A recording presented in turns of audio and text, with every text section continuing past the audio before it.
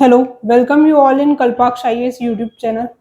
हम लोगों ने डेली आंसर राइटिंग की एक सीरीज स्टार्ट की है जिसमें डेली हम एक आंसर लिखते हैं और उसको फिर डिस्कस करते हैं। जनरली जो क्वेश्चन होता है वो पीवाईक्यू होता है एंड जो आंसर होता है उसे हम मॉडल आंसर के फॉर्म में लिखकर देखते हैं। ठीक है, तो ये सीरीज स्टार्ट क्यों हमें ये 11th डे है, 10 दिन पहले हम लिख चुके हैं। आप प्लेलिस्ट बना दी है, आप उसमें जाकर देख सकते हैं। हमने अलग अलग टॉपिक्स पे और अलग अलग सब्जेक्ट के क्वेश्चन पे मॉडल आंसर लिखकर देखा है कि आंसर हम कैसे लिखें। ठीक है, जनरली जो आंसर लिखने का स्टैंडर्ड स्ट्रक्चर होता है वो होता है इंट्रोडक्शन, बॉडी एंड कंक्लूजन। तो हमें हमेशा आंसर इसी बेसिस पे लिखना है। आपको सबसे पहले इंट्रो लिखना है, देन उसके बाद बॉडी लिखनी है एंड लास्ट में फिर आपको कंक्लूजन लिखना है। ये आप यहाँ पर देख सकते हैं, मैंने इसी फॉर्मेट में पूरा आंसर लिखा है। ठीक है, यहाँ पर मैंने कंक्लूजन लिखा है। तो ये इस तरीके से हम आंसर लिखेंगे। आज हम इस क्वेश्चन को डिस्कस करते हैं। तो ये जो क्वेश्चन है ये साइंस में पूछा जा चुका है, मतलब उसमें एनवायरनमेंट वाला जो यूनिट दे रखी है उससे जनरली ये क्वेश्चन पूछा था। इसमें सबसे पहले देखेंगे कि ये 200 वर्ड का क्वेश्चन है। ठीक है, 200 वर्ड में इसका आंसर लिखना है, 10 मार्क्स का है और ये साइंस का है। तो इसमें इन्वायरमेंटल इम्पैक्ट असेसमेंट के ऊपर पूछा है। तो सबसे पहले मैंने 3 से 4 लाइन में इंट्रोडक्शन लिखा है।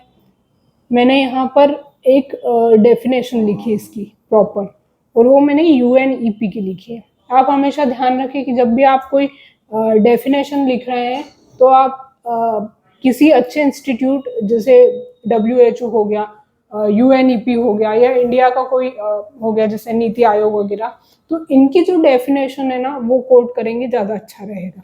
ठीक है, वो डिफाइन करता है कि आप कौन सा आंसर लिख रहे हैं। तो यहाँ पर मैंने UNEP की लिखी है डेफिनेशन, जो काफ़ी मान्य एक इंटरनेशनल ऑर्गेनाइजेशन है। ठीक है, तो इस तरीके से यहाँ पर मैंने डेफिनेशन लिखने के बाद बॉडी लिखना स्टार्ट की, जिसमें सबसे पहले मैंने यहाँ पर लीगल फ्रेमवर्क बताया है कि इंडिया में क्या है इसका, उसको मैंने अच्छे से डिफाइन किया है। जो मुझे इम्पोर्टेंट लगा उसको मैंने यहाँ पर अंडरलाइन भी किया है। इसके बाद मैंने सेकेंड पार्ट लिखा है, उसमें मैंने stages of EIA process in India लिखा है। इसको अच्छे से सब पार्ट में डिवाइड किया, जैसे मैंने यहाँ पर स्क्रीनिंग लिखा, तो इसके अंदर जो सब पॉइंट मुझे इंपॉर्टेंट लगे वो मैंने यहाँ पर लिखे, आप यहाँ पर स्क्रीन पर देख सकते हैं। ठीक, तो इस तरीके से लीगल फ्रेमवर्क पूरा मैंने अच्छे से यहाँ पर डिस्कस कर दिया है। मतलब 3 पॉइंट्स यहाँ पर लिखे हैं एंड देन फिर 4 पॉइंट्स इधर लिखे, मतलब टोटल मैंने 7 पॉइंट्स में इसका आंसर लिखा है। स्टेप बाय स्टेप जो भी रिक्वायर्ड स्टेजेस बताई गई है वो मैंने यहाँ पर अच्छे से लिख दी है। ठीक है, इसके अलावा फिर मैंने यहाँ पर इसके ऑब्जेक्टिव्स लिखे हैं और ऑब्जेक्टिव्स को मैंने अच्छे से डिफाइन किया है।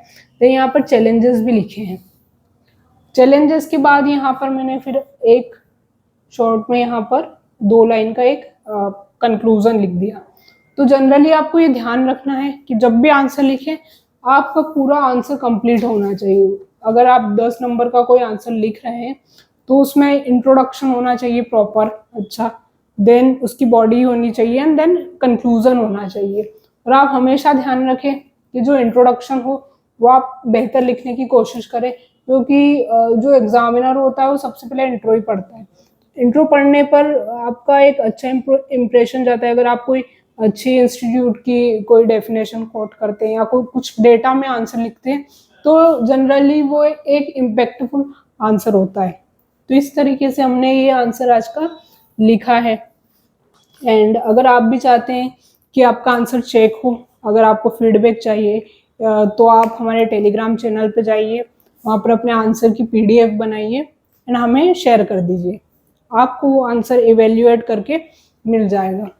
तो अगर आपको ये वीडियो पसंद आया है तो इसको आप लाइक करिए एंड थैंक्स फॉर वॉचिंग।